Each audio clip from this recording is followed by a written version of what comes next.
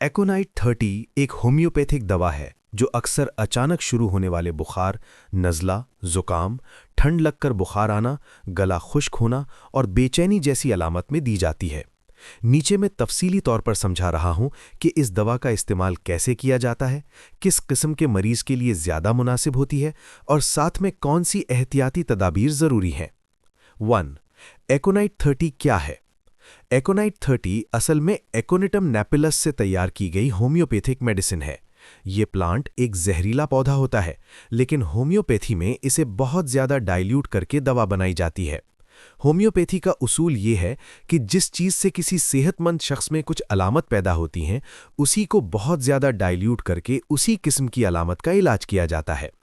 एकोनाइट 30 ज़्यादातर उन हालात में दी जाती है जब बुखार अचानक शुरू हो, ठंडी हवा लगने के बाद तबीयत खराब हो, गला खुश्क हो, मरीज को बेचैनी हो, दिल तेज धड़क रहा हो, डर या घबराहट महसूस हो।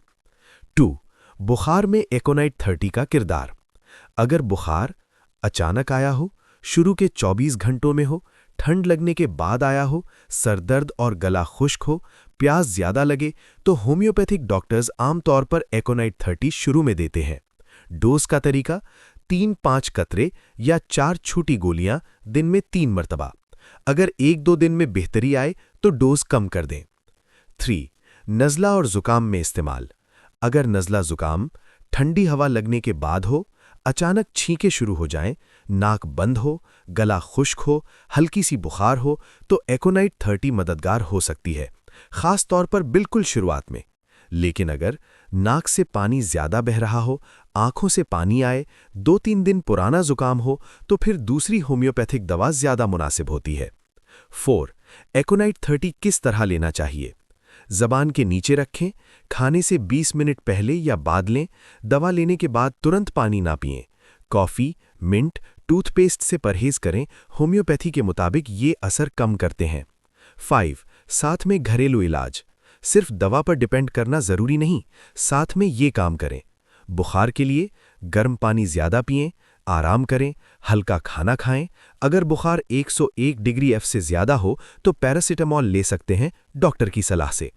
नज़ला ज़ुकाम के लिए स्टीम लें, गर्म पानी में नमक डालकर गार्गल करें, अदरक और शहद का इस्तेमाल करें, ठंडी चीज़ों से परहेज करें। 6. बच्चों में इस्तेमाल। बच्चों में डोज कम होती है, 2-3 गोलियां दिन में 2-3 मरतबा।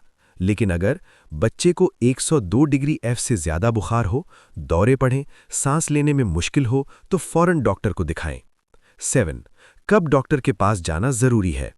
अगर बुखार 3 दिन से ज़्यादा रहे, गला बहुत ज़्यादा दर्द करे, सांस लेने में तकलीफ हो, सीने में दर्द हो, बूढ़ा या प्रेग्नेंट मरीज हो, तो सिर्फ होम्योपैथी पर डिपेंड ना करें।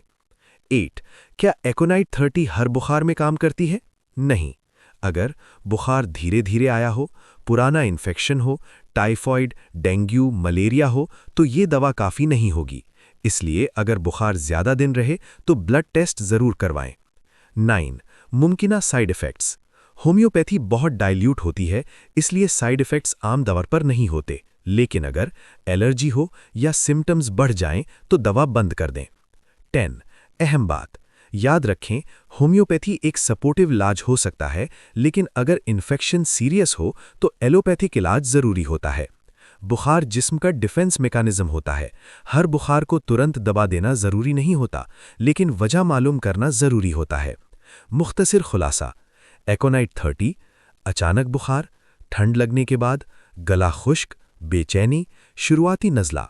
डोज 3-5 कतरे या 4 गोलियां दिन में 3 मरतबा। साथ में पानी, आराम, स्टीम। अगर आप अपनी उम्र, टेम्परेचर और कितने दिन से बुखार है बता दें तो मैं और ज़्यादा तफसीली और स्पेसिफिक मशवरा दे सकता हूं।